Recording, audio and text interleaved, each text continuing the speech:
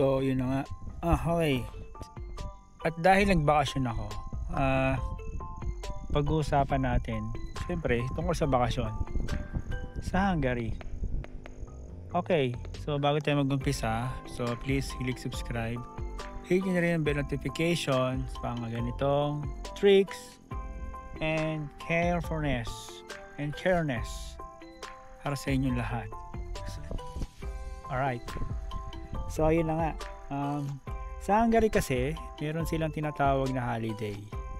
Ang tawag nila sa vacation leave is holiday.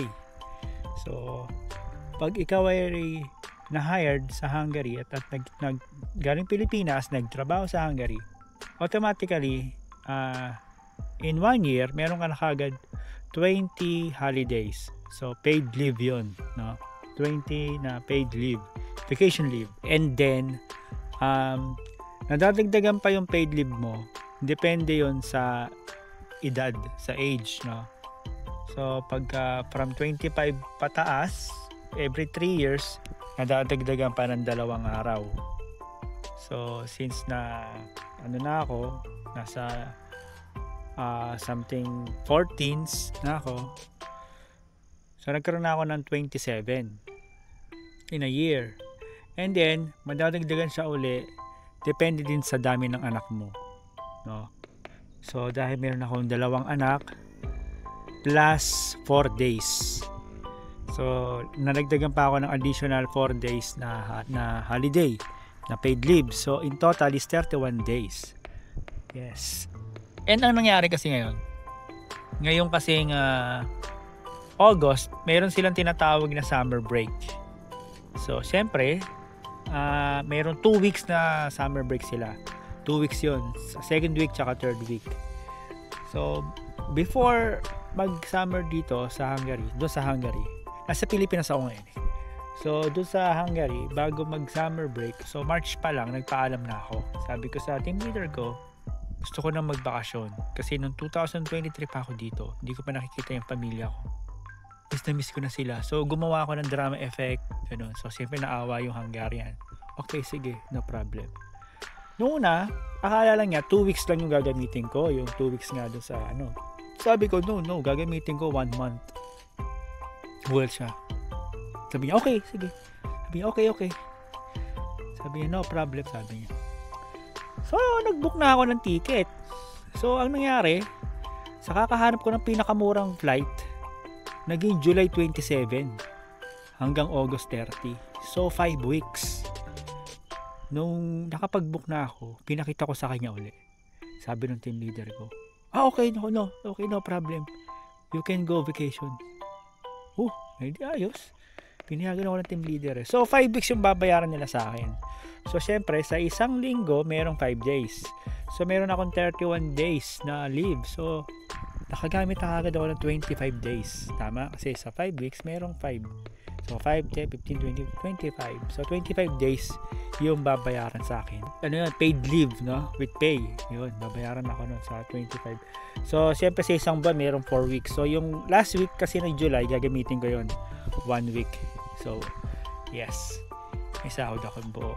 Tapos, sa buong month ng August, yes, ginamit ko lahat. So, babalik ako ng Hungary August 30. Ayun. So, saan nyo ba dapat gamitin yung paid nyo, yung paid holiday nyo, yung paid leave nyo? So, magagamit nyo yan kung napagtripan nyo lang mag-absent.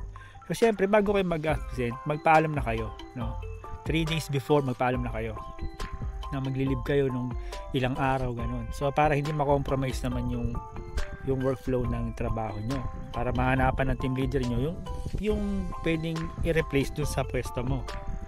Or, pagka meron kayong 4 na araw na walang pasok, pwede kayo mag-travel. Punta kayo ng Croatia, France, Italy, Norway, Luxembourg, Germany. Yes, pwede yun. Pwede nyo gamitin yung leave nyo. So tibang galing, nagbabakasyon kayo, binabayaran pa rin kayo. Na buo pa rin yung sahod na makukuha nyo. So, ganun yun, no? So, ganun sa Hungary, meron kayong paid leave, no, na holiday. Pwede nyo gamitin anytime you want. So, no, So ako ginamit ko na. So yung from 31 days nabawasan na kagad ng 25. So yung remaining na leave ko is magagamit ko pa yun nitong winter break, December. Meron uling winter break, mga 1 week yun. So yun. So wala akong absent totally sa buong taon dahil kung mag-absent pa na ako, ang panapal ko yung leave ko. So bayad pa rin lahat. So buko makukuha yung sahod ko. So sana na napulutan niyo ng aral or something idea yung mga senior kong mga experience ko, no? So actually pangalawang bakasyon ko na to kasi last year 2024 nagbakasyon din ako noon nung summer break nung August. So 1 month yung ginamit ko doon, 4 weeks. So ngayon 5 weeks.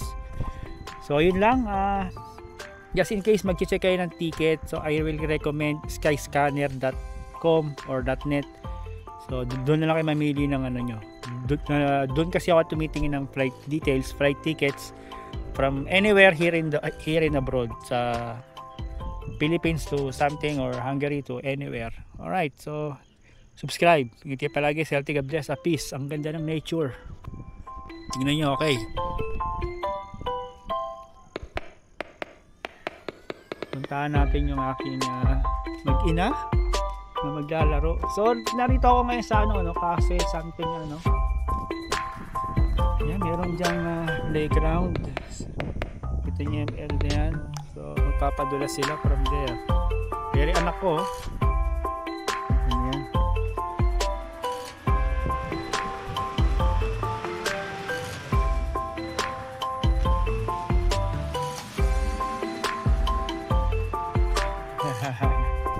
Ang saya-saya. Stop na. Finish na. May isa pa.